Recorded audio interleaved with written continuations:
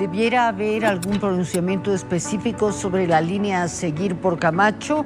A modo de presentación, doy las buenas noches a Carlos Bert, el doctor Carlos Bert, analista que nos ha estado acompañando en la recta final de la noche y nos honra con su presencia en esta jornada. Por favor, buenas noches. Buenas noches, María René. Un cordial saludo a toda la audiencia para continuar, quizás terminar en estudio abierto esta noche. Bueno, escuchábamos estos reconocimientos de Carlos Mesa y esta definición que hacía Camacho, que decía que esperaba los resultados finales para pronunciarse y definir una línea. Me llama la atención. ¿Tiene que definir una línea? ¿No la tiene ya? Y seguramente se refería a definir una línea de acción asumiendo ya el triunfo del binomio del MAS. Tenían una línea de acción, pero en procura de su candidatura, ¿no?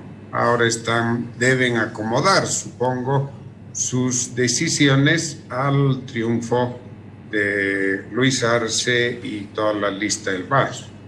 Hemos acudido a Carlos Bert, vamos a ir y revisar tweets, queremos tener el panorama completo. Le pedimos al doctor Bert que por favor nos acompañe con los tweets y una pequeña pausa.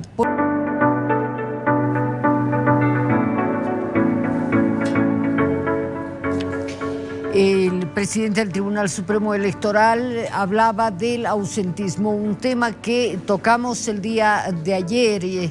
El presidente del Tribunal Supremo Electoral hablaba de un 13% de bolivianos que por A, por B, por Z no acudieron a las urnas. Partamos con este dato, por favor, doctor Bert.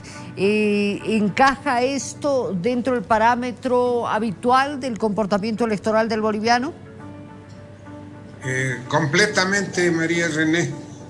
Se acomoda, es similar a los registros históricos. Anoche vimos cómo en 2014 el ausentismo estaba en el orden del 12% y en 2019 alrededor del 13%, de manera que se mantiene el registro histórico en el país.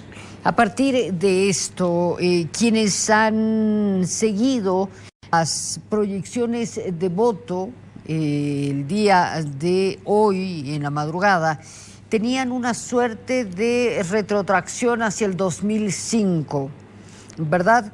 Con un MAS que superaba la barrera del 50%, obteniendo un mandato contundente y un respaldo parlamentario muy sólido, una oposición que bordeaba el 30%. ¿Y qué ha pasado? Estos 14 años, casi 15 años, ¿no han hecho la diferencia? ¿O acaso debemos interpretar como un respaldo al MAS y una salida del evismo? ¿Cómo entendemos este mandato 15 años después? Bueno, primero, María René, hay que esperar al cómputo final. No porque dudemos del triunfo del MAS en primera vuelta, sino por el margen de diferencia. Tanto Sies Mori como Jubileo han indicado que el MAS pasaría del 50%. El 50, 51, creo que Jubileo habló hasta del 52%. No obstante, todavía esos cálculos no recogen el universo total. Puede variar. Puede bajar al 50%, puede bajar al 49%, puede subir, estamos hablando hipotéticamente, puede subir al 53%, de manera que creo que es conveniente esperar para saber exactamente cuál el tope alcanzado por el MAS y las diferencias respecto a comunidad ciudadana. Por el momento, el MAS está con 44.8%. hace segundos atrás, que la última vez que entré. De manera que para llegar a 52, 53 son casi 10 puntos, ¿no? Es mejor esperar, por un lado. Por otro lado, a estas alturas está claro que lo del año pasado, la reacción de la población estuvo dirigida, la reacción sobre todo a Evo Morales, quien había cansado ya a la población en su intento de reelegirse nuevamente. El cansancio era en esa dirección y arrastraba al MAS. Pero de octubre, noviembre del año pasado al 18 de octubre de este año sucedieron muchas cosas. Sobre todo la pandemia, pero además la ineficiencia y la corrupción que en pocos meses marcó al gobierno de la señora Yanine Áñez. Lentamente el país, la población, nos fuimos dando cuenta que ese gobierno no tenía, este gobierno todavía, el transitorio, no tiene ninguna organización política por detrás. Ni siquiera los demócratas estaban orgánicamente en el gobierno. Y se descubrió que siempre fue y nada más que el gobierno de 4 senadores, de los cuales 2 ya están fuera, ¿no? Estamos hablando de la señora Yanine Áñez, del actual ministro de la presidencia, del señor Yerko Núñez, Óscar Ortiz y Murillo, que acaban de salir. Entonces, claro, un gobierno de 4 senadores sin ningún sustento orgánico, sin ningún sustento político, corría el riesgo de terminar como está terminando, cayéndose a pedazos en un cierre bastante vergonzoso. Y bueno, todo esto volviendo a nuestro tema, en estos 11 meses, casi un año prácticamente, le permitió al MAS retomar oxígeno y, marginada la figura de Evo Morales, el MAS retoma fuerza, se consolida ahora como la primera, la única prácticamente, la única organización política de alcance nacional y un referente para los sectores populares, y tenemos el fenómeno que estamos presenciando. Si no pasa del 50%, ha de estar cerca del 50% y con muchos más puntos de diferencia que un 10% sobre Comunidad Ciudadana. Bueno, es prematuro hablar de gobernabilidad a partir de los datos que se tienen, porque va a ser necesario tener datos oficiales para hacer la proyección de quienes han ganado un espacio uninominal, y el tema de los senadores, que se convierte en un tema central, ¿verdad? El peso de las cámaras con las nuevas asignaciones viene a ser determinante ahora.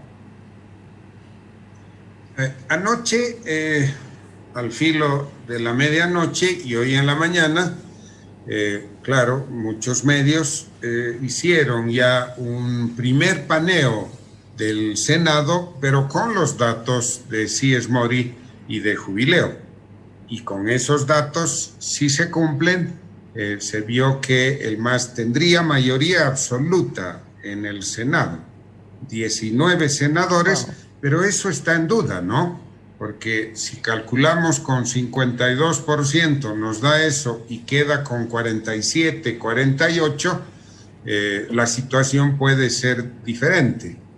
Ahora, uno puede imaginarse, más o menos estimar la proporción, la organización política, en el caso del MAS sobre todo, que logra una representación de esa magnitud en la Cámara Alta, ha de tener algo parecido e incluso un poco más si logra conquistar, como solía hacer el MAS, teniendo a la cabeza a Evo Morales, si logra conquistar la mayoría de las diputaciones uninominales. Esos detalles yo sugiero que ya no queda mucho, 2 días, 3 días, el cómputo se ha agilizado, como anoche analizábamos, sugeríamos, deben ajustar el protocolo para que esto avance y creemos que ahora está avanzando, ¿no? Estamos ya, el último dato, en el casi 41% ya de mesas computadas, que es un buen porcentaje considerando que 24 horas, ¿no?, de haber concluido las elecciones. Ahora, estamos diciendo, el evismo llegó a una saturación, el masismo se ha rearmado, el masismo ha producido esta votación. En medio de esto, Luis Arce como ministro eficiente de Economía, que se convierte en un candidato con una plataforma muy grande, la del MAS, y que logra un resultado sorprendente. Bueno, Luis Arce, el próximo presidente, va a enfrentar un doble desafío.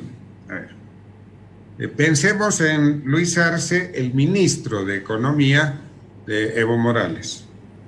14 años, la mayoría de los cuales disfrutó de una gran cantidad de recursos, de un impresionante flujo de caja que le dio holgura y atendía los caprichos de Evo Morales, quien seguramente llamaba a su ministro y le decía: necesito tantos millones para hacer esto o aquello, y el ministro disponía de esos recursos.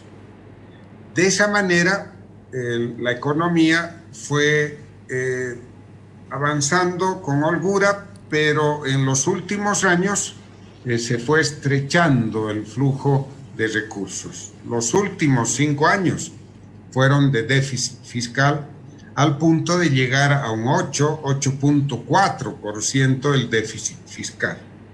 Bien, el presidente Luis Arce va a tener que enfrentar y corregir lo que hizo el ministro Arce.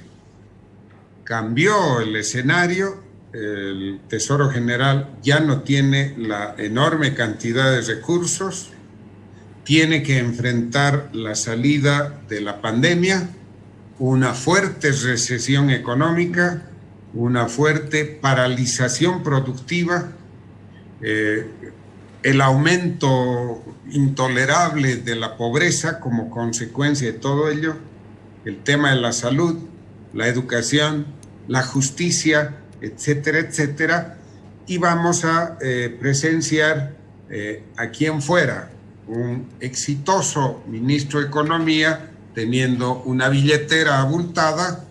Vamos a medir al presidente Luis Arce, que ya no tiene los recursos, ya la billetera no es tan abultada y tiene que adoptar medidas severas para corregir el déficit. ¿Cómo va a enfrentar el déficit? Si tenía hasta 8.5, 8.4 en los años anteriores, por la pandemia puede estar por encima del 10% el déficit, y eso es lo preocupante, aunque por otro lado, María René, viendo bien las cosas, dada la magnitud de la crisis, quizás sea lo mejor tener en la presidencia al exministro de Economía de la Bonanza, para que con toda la información de que dispone después de manejar la economía del país durante 14 años, esté en condiciones de enfrentar la recesión, la crisis económica que se avecina. Bueno, me quedo con ese análisis. Muchas gracias por habernos acompañado. Habrá todavía mucho tiempo para la interpretación de los datos oficiales. Muy amable, buenas noches. Buenas noches, María René, gracias.